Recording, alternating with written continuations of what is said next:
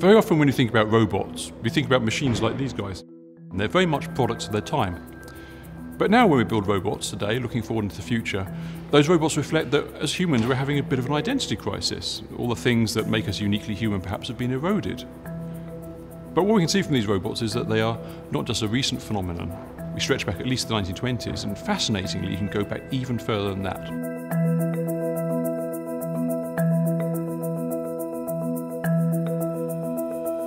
500 years ago, the word robot didn't exist, but people lived in a world of mechanical people.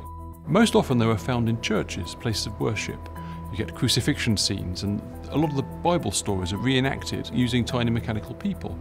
These aren't reflections, again, of industry or technology. These are reflections of people's religious faith and their devotion and their sense of belief. People who were affluent, and they had wealth and status to prove and to show off, realised the power of automata. So rather than being just found in churches, increasingly you find these amazing mechanical people in theatres, in cabinets of wonder, these amazing places. The lathe is an amazing demonstration of the imaginative power of machines. What you have here is a machine which could, completely without any human intervention, produce a tiny, detailed piece of wood turning. It's part of a generation of machines which could write, which could play musical instruments, and it's a very potent reminder of how a machine could be used to demonstrate the power and the authority of the person who owned it.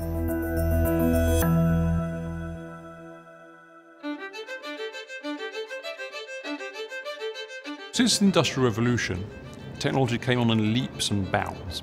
By the 1920s, we're living in a mechanised world, factories and mills and power looms and cars and Henry Ford. And that sort of environment breeds some amazing new ideas. Fritz Lang makes the film Metropolis, which has Maria, this first blockbuster robot. Robots embodied the most astonishing new technologies, things like aluminium or batteries or electric motors, taken and squeezed together and created into these new robotic forms. Robots like Eric or Saigan or George. And all of them stand up and they can move and they can give speeches and they presentations. And people marvel at them, they're marvellous machines. And what happens next, as people work through how do you make a robot do all these things, is they go from recreating the mechanisms of the body to the mechanisms of the mind. So since the war, we've been building these robots which don't just have these great big steel bodies, but they actually behave in lifelike ways as well. Behaviour is affected by the nature of the body that the robot resides in, as it were. And rather than building these great big steel things, why don't we build robots which are based much more closely on human anatomy? So Rosa, the robot we can see here, is what we call an anthropomimetic robot. What that means is that her design mirrors very closely the anatomy of the human body. At the moment when you program a robot, you use lots of machine code. But increasingly people are saying, well, why don't we build robots which respond to conversation or body language, that sort of thing. Inca, from the beginning of the 21st century, was used as a receptionist at King's College in London. As well as giving out directions, she had character. She could tell people off for their dress sense and comment on the weather and that sort of stuff. So a lot of modern robotics has taken the mechanisms of the body and the mechanisms of the mind and stuck them together in new and exciting ways. But that's only ever happened in the laboratory, and the big question is, when robots escape from the lab, what are we going to do?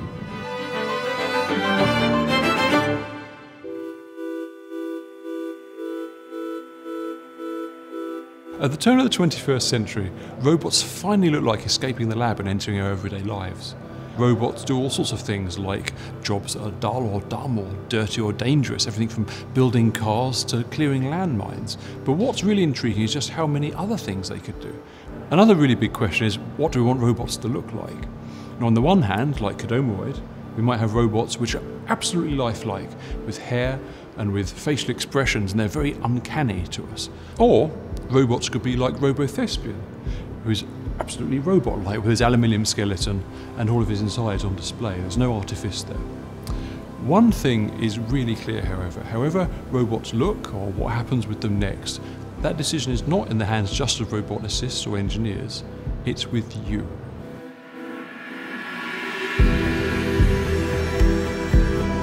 We've been reinventing ourselves as machines now for 500 years, and that's a fascinating, almost completely forgotten story. As we built ourselves as robots, we've basically built a whole series of mirrors, and the nature and the scope of those mirrors has changed continually. The big question is, where do we go in future? Robots have been automatons. In future, perhaps there might be machines that can think or even have consciousness. Where do we go next with robots? The big question. Let's see what happens.